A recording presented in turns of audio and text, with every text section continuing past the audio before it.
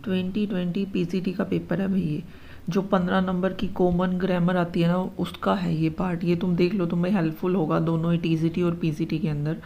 तो इस ये जो होता है ना, हैव बीन फॉरगेटिंग, कौन सा टेंस हुआ ये? प्रेजेंट परफेक्ट कॉन्टिन्यूस टेंस हुआ। और इसको हम कहाँ यूज़ करते हैं? जब कोई पास्ट का काम अभी तक चल रहा होता है और उसके अंदर क्या कर रहा होता है, सिंस और फॉर करके हमें टाइम डिनोट किया होता है, पर ऐसा इसके अंदर कुछ भी नहीं है। तो हम इसके साथ जाएंगे, ऑप्शन बी इज़ राइट। मतलब ये वाला टेंस हम यूज़ नहीं करेंगे, इसलिए ये वाला ऑप्शन होएगा। नेक्स्ट है, इसमें हमें करेक्ट ब्लैंक फिल करना है। Of the two novel this is dash. अब सब दो चीज़ों की तुलना करी गई है, तो ये दोनों तो आएंगे नहीं, ठीक है। अब क्या है, इसमें क्या है, मच इंटरेस्टिंग, तो मच नहीं आता कंपैरेटिव डिग्री के अंदर, सिर्फ यही आएगा मोर इंटरेस्टिंग। मान लो यहाँ पे कुछ ऐसे लिखा होता, इंटरेस्टिंगर लिखा होता, मतलब यहाँ पे ER लिखा होता इसके साथ, तो एक ऑप्शन ऐसा होता है यहाँ पे, ठीक है।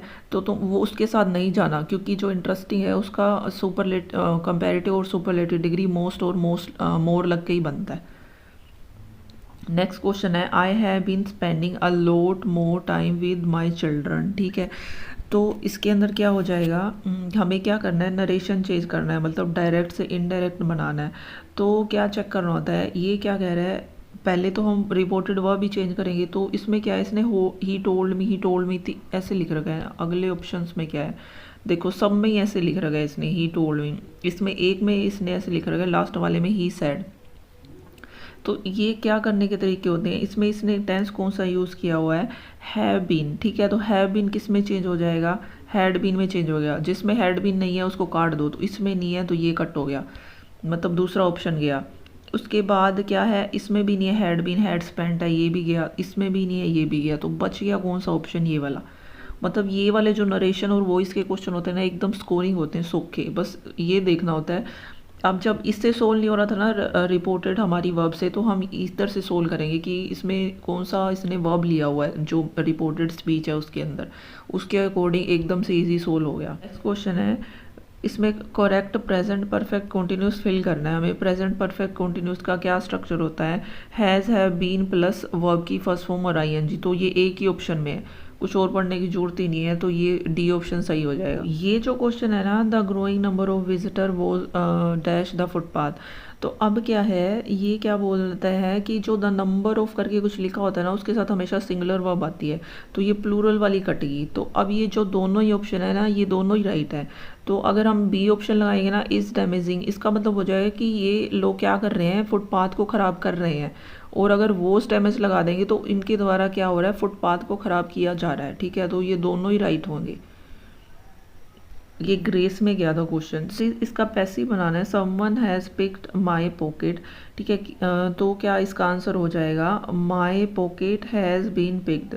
तो पैसिव को सोल्व करने का क्या तरीका होता है, जो भी यहाँ पे वर्ब दी गई है ना, उसी को इसमें ढूंढने लग जाओ, क्योंकि पैसिव के अंदर वर्ब चेंज नहीं होती, सेम टू सेम रहती है। अगर यहाँ हैज़ है तो इधर भी हैज़ होएगा, इधर वोज है तो इधर भी वोज होएगा, ठीक है। तो अब हैज़ किस में है, सिर्फ इसी वाले में है, लास्ट वाले में, इन तीनों में ही नहीं है, तो ये तीनों ऑप्शन कट गए, बच गया ये। इतना बस इतना ही टाइम लगाना है इस क्वेश्चन में। अब इसमें कह रहा है कि जो करेक्ट है उसके बारे में बताओ।